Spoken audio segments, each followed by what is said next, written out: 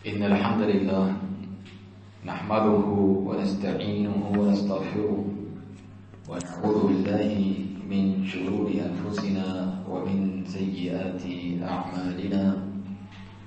من يهده الله فلا مضل له ومن يضلل فلا هادي له، وأشهد أن لا إله إلا الله وحده لا شريك له، وأشهد أن محمدا عبده ورسوله صلى الله عليه وعلى آله وصحبه وسلم تسليما كثيرا إلى يوم الدين. ثم أما بعد، فأعوذ بالله السميع العليم من الشيطان الرجيم من همزه ونفخه ونفثه. يا أيها الذين آمنوا اتقوا الله حق تقاته ولا تموتن إلا وأنتم مسلمون.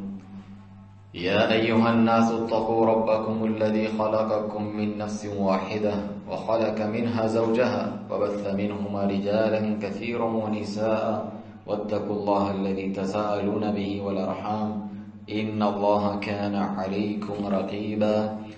يا أيها الذين آمنوا اتقوا الله وقولوا قولا سديدا يصلح لكم أعمالكم ويغفر لكم ذنوبكم، ومن يطع الله ورسوله فقد فاز فوزا عظيما. ثم أما بعد، ہر قسم کی حمد و ثنا، بڑائی، کبریائی اللہ سبحانہ و تعالی کے لیے لائق اور زیبا ہے، جو خالق ہے، مالک ہے، رب العالمین ہے، اکیلا عبادت کے لائق ہے، جس کے پیارے نام اور اعلیٰ صفات ہیں، جس میں کوئی اس کا شریک نہیں، کوئی برابری والا نہیں۔ ہم ان پر ایمان لاتے ہیں، اس کے ذریعے سے اس سے دعا کرتے ہیں، اور ہر قسم کے چھوٹے بڑے شرک کو چھوڑتے ہیں اللہ کی رضا کی خاطر۔ یہی وہ دعوت ہے جو تمام انبیاء و مرسلین علیہ السلام لے کر آئے۔ ان سب پر اللہ سبحانہ تعالیٰ کے بے شمار درود و سلام ہوں، خصوصاً ان میں سے سب سے افضل اور آخری نبی خاتم النبیین محمد رسول اللہ صلی اللہ علیہ وسلم کی ذات گرامی پر، آپ کے صحابہ کرام رضی اللہ عنہم پر اللہ سبحانہ تعالیٰ ہم سب سے راضی ہو، اور ہمیں بھی ان کے نقش قدم پر چلنے کی توفیق عطا فرمائے۔ دین اسلام میں سب سے پہلی اور اہم ترین چیز علم ہے۔ علم کی فضیلت کے لیے یہی بات کافی ہے کہ آپ کوئی بھی عمل بغیر علم کے نہیں کر سکتے۔ آپ کا ایمان جو بنیاد ہے وہ بھی علم کے ذریعے سے آپ کے پاس آتا ہے۔ بغیر علم کے جہالت ہے، گمراہی ہے، اپنا ہی دنیا اور آخرت کا نقصان ہے۔ دنیا میں جتنی بھی گمراہیاں کفر و شرک سے لے کر بدعات اور فواحش و منکرات اور گناہوں کا سبب یہی ہے، یہاں تو علم نہیں، یہاں پھر اپنے علم کے اوپر عمل نہیں۔ تو یہ گمراہیاں ہیں ہر طریقے سے، جس سے بچاؤ کا ایک ہی طریقہ ہے کہ ہم علم حاصل کریں، اس پر عمل کریں، آگے تک اسے پہنچائیں۔ اس بات کا اندازہ آپ اس سے لگائیں کہ رسول اللہ صلی اللہ علیہ وسلم پر سب سے پہلی وحی جو نازل ہوئی، اس میں بھی اللہ تعالیٰ نے علم کا ذکر کیا۔ اقرأ بسم ربک الذی خلق، اس رب کے نام سے پڑھو، اقرأ، جس نے پیدا کیا۔ اور یہاں علم سے مراد ظاہر سی بات ہے اللہ اپنی وحی نازل فرما رہا ہے، اللہ کی وحی کا علم، کتاب و سنت، قرآن و حدیث کا علم۔ دنیاوی علم و ہنر، دنیاوی معیشت اور آپ کے گزارے کے لیے اچھی بات ہے، ضروری ہے، لیکن جتنے فضائل اب یہاں ذکر ہوں گے کتاب و سنت کے علم کے متعلق ہیں، اللہ کی وحی کے متعلق، کیونکہ بعض ایسی آیات اور احادیث اور واقعات آپ سنتے رہتے ہیں، ہم بھی کوشش کریں گے بیان کرنے کی، کہ دنیاوی علوم اور ہنر پہ جنہیں فخر ہو گیا اور اللہ کی وحی کو انہوں نے جھٹلایا تو وہ خسارہ پانے والے ہوئے، اور ان کے علم نے انہیں کوئی فائدہ نہیں پہنچایا۔ تو جب عام طور پہ مطلق علم کا ذکر ہوتا ہے اور اس کے فضائل، علماء کے فضائل، طلب علم کی اہمیت، اس سے مراد کتاب و سنت کا علم ہوتا ہے۔ علم وہ واحد چیز ہے کہ جس کی زیادتی یعنی زیادہ سے زیادہ ہونا چاہیے، اس کی دعا، اس کا مانگنا نبی کریم صلی اللہ علیہ وسلم کو سکھلایا، امت کو بھی، اور دنیا کے تعلق سے یہ نہیں فرمایا۔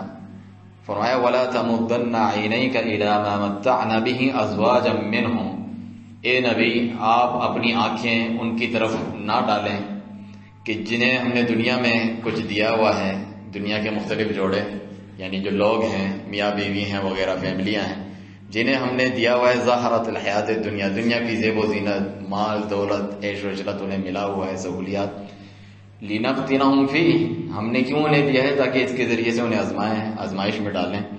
وَرِزْقُ رَبِّكَ خَيْرٌ وَأَبْقَىٰ، ہاں تمہارے رب کا جو رزق ہے وہ بہتر بھی ہے اس سے اور ہمیشہ باقی رہنے والا ہے۔ تو دنیا کے لیے تو بڑھوتری اور اس کے لیے دعا نہیں سکھلائی۔ نبی صلی اللہ علیہ وسلم تو فرماتے ہیں مالی وللدنیا، مجھے دنیا سے کیا لینا دینا، مسافر کی طرح آپ زندگی گزارتے ہیں، چٹائی پر آپ صلی اللہ علیہ وسلم جو ہے بستر بنا کے آرام فرماتے ہیں۔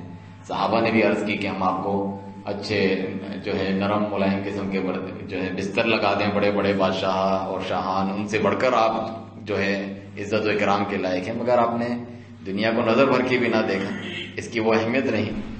لیکن علم کے تعلق سے کیا فرمایا، وَقُلْ رَبِّ زِدْنِي عِلْمًا، اے نبی یہ دعا کرتے رہا کریں کہ رب زدنی علما، اے میرے رب میرے علم میں اضافہ فرما، کیونکہ علم والا اور جو علم نہیں رکھتے برابر نہیں ہو سکتے۔ اللہ تعالیٰ کا فرمان ہے قُلْ هَلْ يَسْتَوِي الَّذِينَ يَعْلَمُونَ وَالَّذِينَ لَا يَعْلَمُونَ، کہو جو علم رکھتے ہیں اور جو علم نہیں رکھتے ہیں، جو جانتے ہیں اور جو نہیں جانتے، وہ برابر ہو سکتے ہیں؟ نہیں برابر ہو سکتے۔ دنیا تک میں ہمیں یہ مثالیں معلوم ہیں کہ جو علم رکھتے ہیں کسی دنیاوی فن ہنر، کوئی انجینئرنگ ہے، کوئی جو ہے طب کا علم ہے، وہ اور جو جاہل ہے جسے علم نہیں، ان کو برابر نہیں سمجھتے، تو دین کا علم سب سے اعلیٰ اور عرفہ وہ کیسے برابر ہو سکتے ہیں؟ علم کے ذریعے سے تو وہ بلندی ملتی ہے جو اللہ سبحانہ وتعالیٰ فرماتا ہے کہ یرفع اللہ الذین آمنوا منکم والذین اوتوا العلم درجات، اللہ تعالیٰ تم میں سے جو ایمان لائے اور جنہیں علم دیا کیا انہیں درجات میں بہت بلندی عطا فرماتا ہے۔ کتنی بلندی عطا فرماتا ہے کہ سب سے بڑی شہادت اور گواہی کیا ہے؟ اللہ کی توحید کی گواہی۔ تو اللہ تعالیٰ خود اپنی توحید کی گواہی دیتا ہے، اس کے پاک فرشتے بھی گواہی دیتے ہیں، اور تیسرے کن کو اپنے ساتھ ملایا؟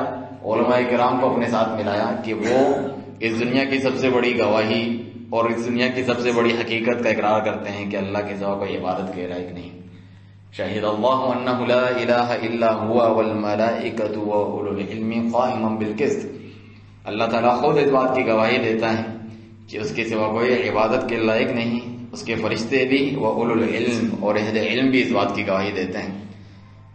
شیخ عبد الرحمن السعدی رحمہ اللہ فرماتے ہیں کہ ایسے بھی علماء ہیں جو توحید کا بیان نہیں کرتے بلکہ شرک اور بدعت پھیلاتے ہیں، تو وہ اہل علم، حقیقی اہل علم کہلانے کے لائق نہیں۔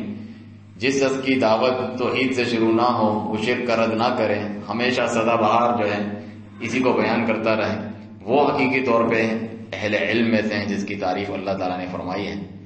علم سے تو وہ بلندی ملتی ہے انسان کو اور وہ بصیرت ملتی ہے کہ ایک کتے تک کو اللہ سبحانہ تعالیٰ جو ہے ایک عالم کتا جس کو علم اور ٹریننگ دی گئی ہوتی ہے، اس کو کہتے ہیں کلب معلم، سکھایا ہوا کتا جو ہوتا ہے، اس کو ایک عام جو جاہل کتا ہوتا ہے اس پر اللہ تعالیٰ نے فضیلت دی کہ اس کا شکار کیا ہوا تمہارے لیے حلال ہے۔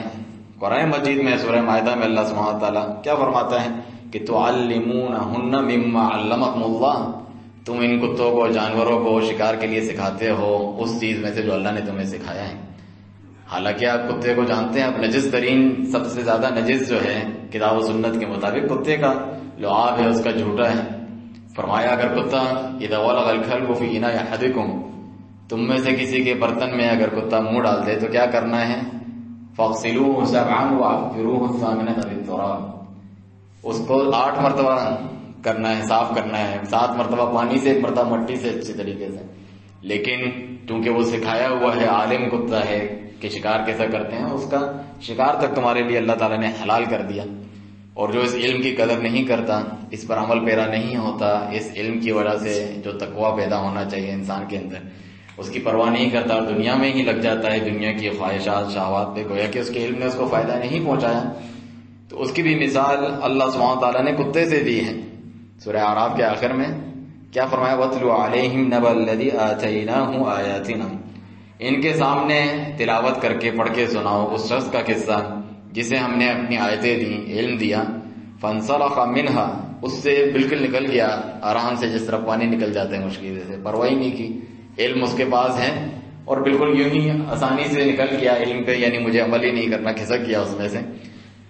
فَأَتْبَعُ الشَّيْطَانُ فَكَانَ مِنَ الْغَاوِينَ، پھر شیطان اس کے پیچھے لگا، اور اسے گمراہوں میں سے کر دیا۔ شیطان کا زور جو عالم ہے، بصیرت رکھتا ہے، اس پہ نہیں چلتا، وہ پہچان لیتا ہے اس کی سازشوں کو۔ جس طرح قرآن میں اللہ تعالیٰ کیا فرماتا ہے کہ جو مومنین ہیں، جب شیطان کا کوئی وسوسہ انہیں آتا ہے، ان کی آنکھیں کھل جاتی ہیں، فَإِذَا هُمْ مُبْصِرُونَ، اور وہ زیادہ دیکھنے والے بن جاتے ہیں، تو شیطان ہے اور مجھے اس چیز میں ڈالنا چاہتا ہے۔ لیکن شیطان اس کے پیچھے لگ گیا جب وہ اپنے علم پر عمل نہیں کر رہا تھا۔ تو اللہ کیا فرماتا ہے، وَلَوْ شِئْنَا لَرَفَعْنَاهُ بِهَا، علم کی بلندی کا ذکر فرمایا کہ اگر ہم چاہتے تو اس علم کے ذریعے اسے بڑی بلندی دیتے، بڑا اس کو اسٹیٹس اور شہرت علم کی وجہ سے مل سکتی تھی، نہ چاہتے ہوئے بھی اپنی شہرت کے لیے علم حاصل نہیں کیا جاتا۔ لیکن اللہ سبحانہ تعالیٰ ان کے ذکر کو، علماء کا ذکر آج بھی ہم کرتے ہیں، باقی رکھتا ہے ان کے علم کی بدولت، کیونکہ یہ باقی رہنے والی چیز ہے۔ علم ایسی چیز ہے کہ جو آپ کو مرنے کے بعد بھی فائدہ دے گی۔ رسول اللہ صلی اللہ علیہ وسلم کیا فرماتے ہیں کہ جب آدم کا بیٹا مر جاتا ہے، جب ابن آدم مر جاتا ہے، انقضى عملہ، اس کے عمل ختم ہو جاتے ہیں، الا من ثلاث، سوائے تین چیزوں کے، صدقہ جاریہ یا نیک اولاد جو اس کے لیے دعا کرتی ہے، اور تیسری چیز کیا فرمائی، وہ علم ينتفع به، ایسا علم جس سے لوگ فائدہ اٹھاتے ہیں۔ تو علم کا کتنا فائدہ ہے، مرنے کے بعد آپ قبر میں ہوں گے پھر بھی آپ کو وہ علم فائدہ دے گا۔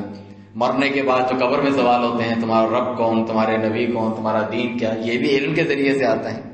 آپ کو علم ہوگا تو آپ وہاں جواب دے پائیں گے۔ تو اگر ہم چاہتے تو اس علم کے ذریعے سے اسے بلندی دیتے، وَلَكِنَّهُ أَخْلَدَ إِلَى الْأَرْضِ، لیکن وہ زمین پر ہی چمٹا رہا، وَاتَّبَعَ هَوَاهُ، وجہ کیا ہے، اس نے اپنے خواہش نفس کی پیروی کی۔ علم یہ سکھاتا ہے کہ خواہش نفس کی پیروی نہیں کرنی، اور جو ہے اللہ تعالیٰ کے احکامات پر اس کی حدود کے اندر رہنا ہے انسان کو۔ تو اللہ تعالیٰ دنیا اور آخرت میں ایسے شخص کو جو فضائل دیتا ہے، بھلائی دیتا ہے، بچا کے رکھتا ہے۔ تو آگے کیا فرمایا، فَمَثَلُهُ كَمَثَلِ الْكَلْبِ، اس کی مثال کتے کی جیسی ہے، اللہ تعالیٰ فرماتے ہیں۔ علم ہونے کے باوجود زمین پہ ہی، اور دنیا کی جو نیچ خواہشات ہوتی ہیں، جس طرح عام جاہل لوگ اس پر ٹوٹے پڑتے ہیں، یہ بھی اس پر ٹوٹا پڑ رہا ہے، جا رہا ہے اس کے اوپر۔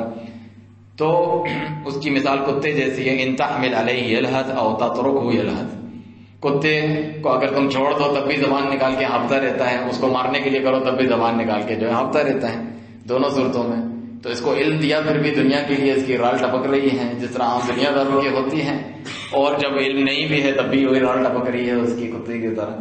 تو یہ نہیں ہونا چاہیے، علم حاصل کرے انسان کی، اللہ کی خشیت اس کے دل میں پیدا ہونی چاہیے۔ جبھی تو فرمایا کہ حقیقی علماء کون ہیں، انما یخشی اللہ من عبادہ العلماء، اللہ سے حقیقی معنوں میں ڈرنے والے کون ہیں، علماء ہیں جو علم رکھتے ہیں۔ انہیں معلوم ہے کہ دنیا میں ظاہراً کچھ نظر آ رہا ہے لوگوں کو، لیکن اگر ہم صبر کریں گے، گناہوں سے بچیں گے، اللہ کی فرمانبرداری کریں گے، آخرت میں بڑا بدلہ اللہ تعالیٰ کا ہمارا منتظر ہے۔ تو یہ فرق ہے علم اور علم نہ ہونے میں۔ آپ دیکھیں یوسف علیہ السلام جس ازمائش میں مبتلا کیے گئے، انہوں نے بھی یہی فرمایا کہ قال رب السجن احب الی مما یدعوننی الی، اے میرے رب یہ جیل، یہ قید خانہ میرے لیے زیادہ بہتر ہے اس برائی فواحشی کی طرف جو عورتیں مجھے بلا رہی ہیں کہ میں یہاں رہنا پسند کرتا ہوں۔ ایک مومن بھی جو دنیا اس کے لیے قید خانہ ہے، اس میں فواحش اور منکرات سے بچتا ہے اپنے رب کی رضا کے لیے، وہ اس کو بہتر سمجھتا ہے ان میں پڑھنے سے، ان کے پیچھے جانے سے۔ آگے کیا فرمایا، وَإِلَّا تَصْرِفْ عَنِّي كَيْدَهُنَّ أَصْبُ إِلَيْهِنَّ وَأَكُن مِّنَ الْجَاهِلِينَ، اگر تو نے ان کا مکر و فریب مجھ سے دور نہیں کیا تو میں ان کے دام فریب میں آ جاؤں گا، وَأَكُن مِّنَ الْجَاهِلِينَ، اور میں جاہلوں میں سے ہو جاؤں گا۔ تو یہ جاہلوں والا کام ہے کہ علم ہونے کے باوجود فواحش، منکرات اور گناہوں میں انسان پڑے، اللہ کی نافرمانی میں، کیونکہ وہ اپنی خواہش نفس کی پیروی کو ترجیح دے رہا ہے اس علم کے مقابلے میں جو اللہ تعالیٰ نے اسے دیا، اتنی بڑی نعمت اسے دی۔ چنانچہ اللہ تعالیٰ تو یہ تک فرماتا ہے أَفَرَأَيْتَ الَّذِي اتَّخَذَ إِلَٰهَهُ هَوَاهُ، کیا تم نے ایسے شخص کو دیکھا جس نے اپنے خواہش نفس کو ہی اپنا معبود بنایا ہوا ہے، وَأَضَلَّهُ اللَّهُ عَلَىٰ عِلْمٍ، علم ہونے کے باوجود اللہ تعالیٰ نے اسے گمراہ کر دیا ہے۔ علم ہونے کے باوجود جب وہ یہ حرکت کرتا ہے تو گویا کہ علم کے باوجود وہ گمراہ ہو چکا ہے۔ آپ دیکھیں قوم نوح کا قصہ جو ہم بار بار ذکر کرتے ہیں آپ کے سامنے، جہاں سے شرک شروع ہوا، اولیاء اور صالحین کے تعلق سے غلو کیا گیا، ان کی قبریں بنائی، پھر ان کو پکارنا شروع کر دیا۔ اس قصے میں بھی آپ پورا پڑھیں تو یہی لکھا ہوا ہے کہ اذا فشل الجہل، جب جہالت ان میں عام ہو گئی تھی، ورفع العلم، اور علم اٹھا دیا گیا، ونسی العلم، علم بولا دیا گیا، عبدوا تب ان کی عبادت کی گئی، عبدت تب ان کی عبادت کی گئی. یہ جو ود، سوا، یعوق، یعوس، نصر جو ان کے اولیاء اللہ تھے، شروع میں ان کی عبادت نہیں کی گئی. جب علم اٹھا لیا گیا، آہستہ آہستہ جہالت پھیلتی گئی تو پھر ان کی عبادت شروع ہو گئی. تو لا علمی اور جہالت انسان کو شرک اور کفر تک پہنچا دیتی ہے. اعوذ باللہ، اللہ تعالیٰ کی ہم پناہ طلب کرتے ہیں. اسی لیے تو فرمایا کہ طلب العلم فریضۃ علی کل مسلم، ہر مسلمان پر طلب علم حاصل کرنا فرض ہے، ضروری ہے. ایک تو وہ علم ہے جس کے بغیر کوئی گزارا نہیں، ہر ایک پہ فرض ہے، جس طرح عقیدے کا علم، توحید کا علم، اور جو اس کے خلاف چیزیں ہیں تاکہ آپ شرک سے بچ سکیں. اسی طرح جو آپ کے اوپر ضروری عمل ہے جیسے کہ نماز ہے، نماز سے پہلے طہارت ہے، تو وضو کا علم، نماز کا علم. جو پیسے والے ہیں ان پر تجارتی مسائل اور زکوٰۃ کا علم وغیرہ، یہ ضروری ہے. علوم میں سے جو حاصل کرنا ہر ایک کے اوپر ضروری ہے. اور توحید کے علم پر لوگ کوئی خاص توجہ نہیں دیتے. مختلف جگہوں یا مدارس میں پڑھایا بھی جاتا ہے تو عقل کے ذریعے سے، فلسفے کے ذریعے سے، جبکہ کتاب و سنت سے یہ بات سکھانی چاہیے. خصوصاً عقیدے کا علم اتنا اہم علم ہے، اتنا اعلیٰ علم ہے، کیونکہ کسی بھی علم کی فضیلت اس چیز سے طے ہوتی ہے کہ وہ کس کے بارے میں ہے. سب سے عظیم اور اعلیٰ ذات اللہ کی ہے، تو اللہ کے بارے میں جو علم ہوگا، اس کی توحید کا، اس کی عبادت کا، اس کے ناموں اور صفات کا، وہ سب سے اعلیٰ علم ہوگا. چنانچہ رسول اللہ صلی اللہ علیہ وسلم کو بھی جو اللہ نے حکم دیا پہلی چیز علم حاصل کرنے کی، کیا فرمایا؟ فَاعْلَمْ أَنَّهُ لَا إِلَهَ إِلَّا اللَّهُ وَاسْتَغْفِرْ لِذَنبِكَ، جان لو لا الہ الا اللہ کو، اس کا علم حاصل کرو کہ اللہ کے سوا کوئی عبادت کے لائق نہیں. وَاسْتَغْفِرْ لِذَنبِكَ، توبہ استغفار اس کے بعد کرو، گناہوں کی بخشش جو کہ نیک کام ہے اس کے بعد کرو. تو اس سے معلوم ہوا کہ پہلے عقیدے کا علم حاصل کرنا ضروری ہے. چنانچہ ابو امامہ الباہلی رضی اللہ عنہ سے روایت ہے، فرماتے ہیں کہ علم کی فضیلت کتنی ہے. فضل العالم علی العابد کفضل علی ادناکم، کفضل علی ادناکم. رسول اللہ صلی اللہ علیہ وسلم نے فرمایا ایک عالم کی ایک عابد کے اوپر، عابد کا مطلب ہے صرف عبادت گزار، یعنی اس کو علم نہیں ہے لیکن عبادت کرتا ہے، جو کہ اچھی بات ہے. کتنے لوگ ہیں اللہ کی عبادت بھی نہیں کرتے، تو وہ بھی ایک اچھے کام میں لگا ہوا ہے. لیکن جو عالم ہے، جو عبادت بھی کرتا ہے اور عالم بھی ہے، اس کی فضیلت ایک عام عبادت گزار پہ کتنی ہے؟ جتنا میری یعنی محمد رسول اللہ صلی اللہ علیہ وسلم کی تم میں سے کسی عام آدمی پر کتنی زیادہ، کتنا فرق ہے، کتنا بلندی دیتا ہے اللہ تعالیٰ علم کی بدولت. اور آگے فرمایا ان اللہ، بلا شبہ اللہ تعالیٰ، وملائکتہ، اور اس کے فرشتے، واہل السماوات والارض، آسمانوں والے اور زمین والے، حتی النملہ فی حجرہا فی جحرہا، یہاں تک کہ جو چونٹی ہوتی ہے اپنے بل کے اندر، حتی الحوت، یہاں تک کہ جو مچھلی ہوتی ہے، فی جوف الماء، پانی کے اندر جو مچھلی ہوتی ہے، وہ بھی جو ہے لَيُصَلُّونَ عَلَى مُعَلِّمِ النَّاسِ الْخَيْرِ، لوگوں کو جو خیر کی تعلیم دیتا ہے اس کے لیے اس پہ درود و سلام بھیجتے ہیں. دوسری روایت میں ہے کہ اللہ تعالیٰ ذکر کرتا ہے فیما عندہ، اس کے پاس جو مجلس لگتی ہے بڑی ملائے اعلیٰ فرشتوں کی، وہاں اللہ تعالیٰ ان کا ذکر کرتا ہے، فخر کرتا ہے. یعنی جو علم کی مجلس لگتی ہے، قرآن پڑھتے پڑھاتے ہیں، مسجد میں حلقے لگتے ہیں، تو ان پر سکینت، سکون نازل ہوتا ہے، فرشتے اپنے پروں سے ڈھانپ لیتے ہیں اور اللہ ذکر کرتا ہے اپنے ملائے اعلیٰ میں ان کا، اتنی بڑی ان کی فضیلت ہے. تو یہ علم کے فضائل جب ہی حاصل ہوں گے، ایک تو ہم صحیح عقیدے کا علم حاصل کریں، اس پر عمل کریں، اس کو آگے تک پہنچائیں، اس راہ میں صبر کریں. مشکلات پیش آتی ہیں، وقت دینا پڑتا ہے، مال خرچ کرنا پڑتا ہے، یہ ساری چیزیں کرنے کے بعد وہ علم حاصل ہوتا ہے جو فائدہ پہنچاتا ہے. جبھی رسول اللہ صلی اللہ علیہ وسلم دعا کیا کرتے تھے، اللہم انی اسألک علما نافعا، اے اللہ میں تجھ سے وہ علم طلب کرتا ہوں جو فائدہ دے، کیونکہ ہر علم فائدہ نہیں دیتا، الٹا نقصان کا سبب بھی بن سکتا ہے. اگر آپ اس پر عمل نہ کریں تو وہ آپ کے خلاف قیامت میں گواہی دے گا. جس طرح قرآن مجید کے بارے میں کیا فرمایا؟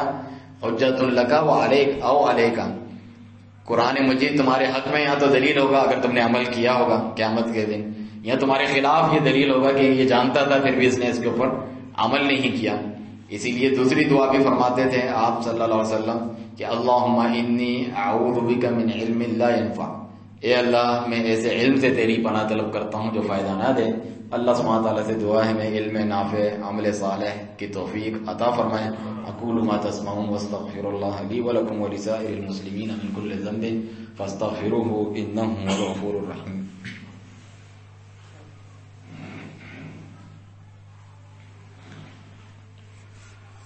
الحمد لله حمدا كثيرا طيبا مباركا فيه كما يحب ربنا ويرضى، والصلاة والسلام على خاتم الأنبياء والمرسلين نبينا محمد وعلى آله وصحابه وأهل بيته وخلفائه أبي بكر وعمر وعثمان وعلي ومن تبعهم بإحسان إلى يوم الدين. واعلموا أن خير الحديث كتاب الله وخير الهدي هدي محمد صلى الله عليه وآله وسلم وشر الأمور محدثاتها فإن كل محدثة بدعة وكل بدعة ضلالة وكل ضلالة في النار. علم کے اوپر عمل کرنا ضروری ہے، کہیں ہم ان اہل کتاب کی طرح نہ ہو جائیں جن پر اللہ کا غضب نازل ہوا. اللہ سبحانہ تعالیٰ کیا فرماتا ہے کہ أَتَأْمُرُونَ النَّاسَ بِالْبِرِّ وَتَنْسَوْنَ أَنفُسَكُمْ وَأَنْتُمْ تَتْلُونَ الْكِتَابَ أَفَلَا تَعْقِلُونَ. لوگوں کو تم نیکی کا حکم دیتے ہو، اپنے آپ کو بھول جاتے ہو، حالانکہ تم کتاب پڑھتے ہو. کیا تمہیں عقل نہیں؟ نیکی کا حکم کرو، خود نہ کرو، برائی سے روکو، خود اس سے نہ روکو، جبکہ تم عالم ہو، جانتے ہو. مومنوں کو بھی کہا اللہ سبحانہ تعالیٰ نے کہ یا ایھا الذین آمنوا لم تقولون ما لا تفعلون کبر مقتا عند اللہ ان تقولوا ما لا تفعلون. اے ایمان والو، وہ باتیں کیوں کرتے ہو جس پر خود عمل نہیں کرتے؟ اللہ کے نزدیک نہایت غصہ دلانے والی بات ہے اللہ تعالیٰ کو کہ تم وہ کہو جس پر عمل نہیں کرتے. اسی لیے آپ سورۃ الفاتحہ جو پڑھتے ہیں نماز میں، اس کے آخر میں کیا ہے؟ غیر المغضوب علیہم ولا الضالین. اے اللہ، ہمیں مغضوب علیہم جن پر تیرا غضب ہوا ان میں سے بھی نہ بنانا، اور الضالین جو گمراہ ہے ان میں سے بھی نہ بنانا. مغضوب علیہم سے مراد کیا ہے؟ یہودی لوگ، اور جو ہر وہ شخص جو علم ہونے کے باوجود اس پر عمل نہ کرے، کیونکہ یہودیوں کو علم تھا، نبی کو ایسے جانتے تھے جیسے اپنے بیٹوں کو جانتے ہیں، ساری نشانیاں انہیں معلوم تھیں، لیکن بغض اور اناد کی وجہ سے عمل نہیں کیا. تو وہ کیا ہے؟ مغضوب علیہم ہے، اللہ کا غضب ہے ان پر. اور الضالین وہ ہے جو بغیر علم کے عمل کرتے ہیں، یہ بھی گمراہی ہے. جیسے بدعات پہ لوگ عمل کرتے ہیں، نئی نئی چیزیں دین میں ایجاد کرتے ہیں اور سمجھتے ہیں اس کا بڑا اجر و ثواب ہے. بغیر علم کے عمل دونوں گمراہیاں ہیں، دونوں ہی اللہ کے غضب کا سبب ہے. رسول اللہ صلی اللہ علیہ وسلم کا فرمان، بلکہ آپ دیکھیں علم کے ذریعے سے کس طرح اللہ سبحانہ تعالیٰ جو دنیا داری کو ہی دیکھ کر جن کی آنکھیں چکا چوند ہو جاتی ہے اور اس کو بڑی چیز سمجھتے ہیں کہ اس کو بڑی دنیا ملی ہے، کتنے کتنے وہ پیسے کما سکتے ہیں، اتنا علم و ہنر آج کل تو بہت زیادہ یہ پھیلا ہوا ہے میڈیا کے ذریعے دوسری جگہوں پہ، لیکن کتاب و سنت کے علم کو وہ اہمیت نہیں دیتے. ایک جو عالم اور بصیرت والا ہوتا ہے وہ جانتا ہے کہ یہ دنیا کا کھیل تماشا ہے، ختم ہو جانے والا ہے. اللہ سبحانہ تعالیٰ کی اطاعت فرمانبرداری میں ہو تو دنیا اور آخرت کی بھلائی ہے، ورنہ نقصان ہے. چنانچہ اللہ تعالیٰ نے قارون کا قصہ قرآن میں ذکر فرمایا. وہ بھی کیا کہتا تھا؟ قال انما اوتیتہ علی علم عندی، میرے پاس جو علم ہے، ہنر ہے، اس کی وجہ سے مجھے یہ مال و دولت ملا گیا ہے. کتنا مال و دولت کہ اس کی چابیاں اٹھانے، اس کے خزانے کی چابیاں اٹھانے کے لیے پورا لشکر ہوتا تھا جانوروں کا، ان کے اوپر چابیاں لدی ہوتی تھی، تو خزانے کتنے ہوں گے. تو وہ ایک دن فخرج علی قومہ فی زینتہ، اپنی زیب و زینت اور جو اپنی آرائش کے ساتھ قوم میں نکلا. تو کیا قال الذین یریدون الحیاۃ الدنیا، جو صرف دنیا کی زندگی کو جانتے تھے، انہوں نے کہا یا لیت لنا مثل ما اوتی قارون، ایک کاش ہمیں بھی وہ ملتا جو قارون کو ملا گیا. انہ لذو حظ عظیم، یہ تو بڑے نصیبوں والا ہے. لیکن اس وقت بھی کنہوں نے ٹوکا اور کون اس سے بچے؟ وقال الذین اوتوا العلم، جنہیں علم دیا گیا تھا اللہ تعالیٰ کی طرف سے، انہوں نے کہا کہ ویلکم ثواب الدنیا خیر لمن آمن وعمل صالحا، اللہ کی طرف سے ملنے والا جو ثواب ہے تم لوگوں کے لیے بربادی ہو. یہ کیا بات کر رہے ہو؟ اللہ کی طرف سے جو ملنے والا ثواب ہے وہ بہتر بھی ہے، باقی رہنے والا ہے. جو ایمان لاتا ہے، نیک عمل کرتا ہے، وما یلقاها الا الصابرون، مگر یہ نصیب نہیں ہوتا انہی کو مگر جو صبر کرتے ہیں. تو اللہ تعالیٰ نے اسے دھسا دیا، اس کے گھر بار سمیت دھسا دیا. پھر وہ لوگ جو کل اس کی جگہ کی تمنا کر رہے تھے کاش ہم ایسے ہو جائیں، اللہ کا شکر ہے کہ ہم اس کے جیسے نہیں ہوئے. اللہ کا شکر ہے کہ ہم جاہل تھے، علماء نے ہمیں بتایا کہ کام صحیح نہیں ہے. تو یہ مثالیں بیان کرتی ہیں تاکہ آپ لوگ اس سے عبرت پکڑیں، تمام لوگوں کے لیے عبرت بن جائیں. اور علم کے اتنے فضائل ہیں، کتنی احادیث اور جو ہے آیات وغیرہ اس میں ذکر کی جا سکتی ہیں. اصل بات یہ ہے کہ ہم اس علم کے لیے نکلیں، اس کے لیے چاہے سفر ہی کیوں نہ کرنا پڑے. رسول اللہ صلی اللہ علیہ وسلم فرماتے ہیں جو علم کے لیے نکلا ہے وہ کوئی مسجد جا رہا ہے، کوئی علم کی درسگاہ جا رہا نہیں جا رہا، بلکہ وہ جنت جا رہا ہے. من سلک طریقا یلتمس فیہ علما سہل اللہ بہ طریقا الی الجنہ، جو کوئی ایسی راہ پہ نکلے جہاں وہ علم کی کوئی بات سیکھنا چاہتا ہے تو اللہ تعالیٰ اس کے ذریعے سے جنت کا راستہ اس کے لیے آسان بنا دیتا ہے، کیونکہ جنت جو ہے ایمان اور عمل صالح سے ملے گی اور اللہ کا تقوی پرہیزگاری اختیار کرنے سے ملے گی، اور یہ ساری چیزیں علم کی مرہون منت ہے اسی کے ذریعے سے مل سکتی ہے، علم کے بغیر تو نہیں مل سکتی، ورنہ تو بدنیتی پر مبنی بھی لوگ علم حاصل کرتے ہیں، جس طرح سے ابو ہریرہ رضی اللہ عنہ کی روایت ہے، فرمایا کہ رسول اللہ صلی اللہ علیہ وسلم نے فرمایا من تعلم علما مما یبتغى به وجه اللہ، جس نے وہ علم حاصل کیا جس کے ذریعے سے اللہ کا چہرہ چاہا جاتا ہے، یعنی اللہ کی رضا اور اس کا چہرے کی طلب ہوتی ہے، جس کے ذریعے سے لا يتعلمه الا ليصيب به عرضا من الدنيا، اس نے اس لیے دین کا علم حاصل کیا تاکہ بس دنیا کے چند ٹکے اسے مل جائیں۔ آپ دیکھتے ہیں کتنے لوگ صرف صنعت کے لیے یہاں میرا کہیں کام لگ جائے، دین کا علم اس لیے حاصل کرتے ہیں جو اللہ کی طرف سے اس کی عبادت ہے، یہ علم حاصل کرنا، جو خالص اس کے لیے نہیں کرتے دنیاوی غرض و غایت کے لیے، اس کی کیا سزا ہے؟ لم یجد عرف الجنہ یوم القیامہ، جنت کی خوشبو بھی نہیں پائے گا قیامت کے دن۔ تو علم تو اس کے خلاف دلیل بن گیا۔ اسی طرح فرمایا اول من تسعر بهم النار یوم القیامہ، قیامت کے دن سب سے پہلے جہنم کی آگ کو جن سے بھڑکایا جائے گا اس میں ایسا بھی عالم ہے، ایسا بھی قاری ہے جو اس لیے قاری یہاں عالم بنا کہ میں بڑا عالم کہلایا جاؤں، بڑا قاری کہلایا جاؤں، اس کو دنیا میں یہ چیز مل گئی جو وہ چاہتا تھا، شہرت، اب اس کے لیے کچھ نہیں، اللہ کے پاس اسے جہنم رسید کر دیا جائے گا، پھینک دیا جائے گا۔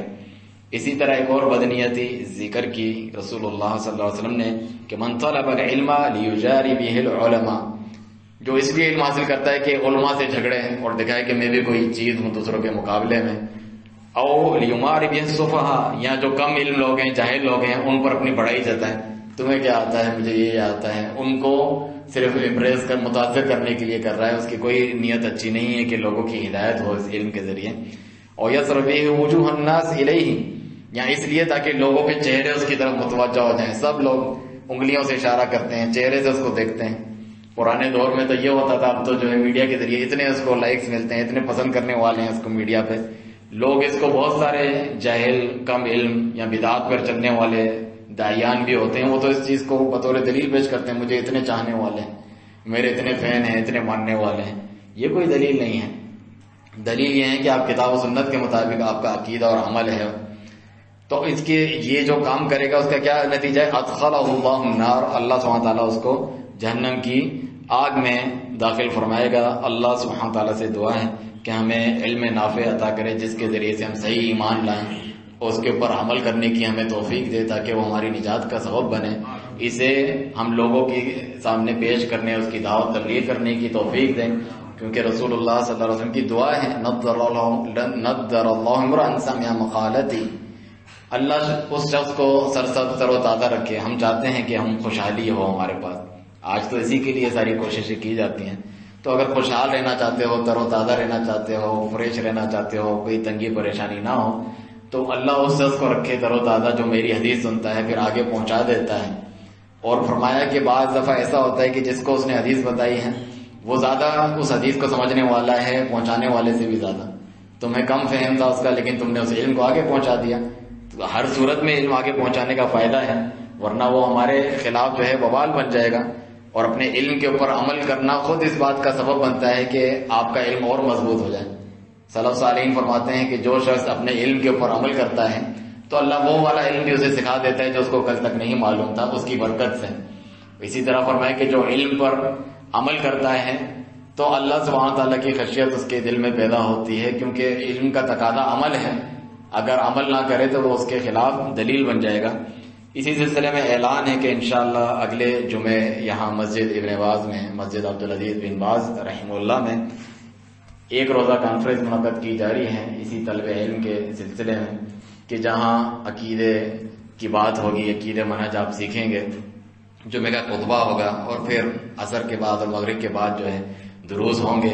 آپ سنتے رہتے ہیں کہ ہم کون ہیں، ہم اہل السنہ، حقیقی اہل السنہ والجماع الحدیث ہیں، ہم سلفی ہیں۔ تو سلفی کیا ہوتا ہے، سلف صالحین کون ہیں، صحابہ کا طریقہ عقیدہ کیا ہے، آپ لوگ کیوں دوسروں سے مختلف ہیں، آپ لوگ کیوں اہل حق ہیں اور دوسرے باطل پر ہیں، ان تمام سوالات کے جوابات دینا ضروری ہے تاکہ آپ جو ہیں بصیرت پہ رہیں اپنے دین کے تعلق سے، اور دوسروں کو بھی یہ بات علل اعلان ظاہر کریں۔ تمام انبیاء کرام کا یہی طریقہ تھا، صحابہ کرام صلی اللہ علیہ وسلم کا، کہ حق بیان کرتے تھے اپنے عقیدے کا تعلق سے، کتابیں لکھتے تھے ممبر پر چڑھ کے، پہاڑی پہ چڑھ کے کہ یہ میرا عقیدہ ہے، تم مانتے ہو تو ٹھیک ہے، یہ اس کے دلائل ہیں۔ جو نہیں مانتا تھا کہ جو زندہ رہے تو بصیرت کے ساتھ زندہ رہے، جسے موت آئے تو جان کر مرے یا بصیرت پر مرے۔ اس سلسلے میں یہ کانفرنس یہاں منعقد ہوگی۔ آپ تمام سے گزارش ہے کہ اپنے فیملیز کے ساتھ، اپنے دوستوں کے ساتھ، اپنے احباب کے ساتھ جو ہے اس میں شرکت کریں، ضرور اس سے استفادہ حاصل کریں۔ اللہ سبحانہ وتعالیٰ اسے ہماری ہدایت اور نجات کا سبب بنائے۔ سبحان ربک رب العزت عما یصفون، سلام علی المرسلین والحمد للہ۔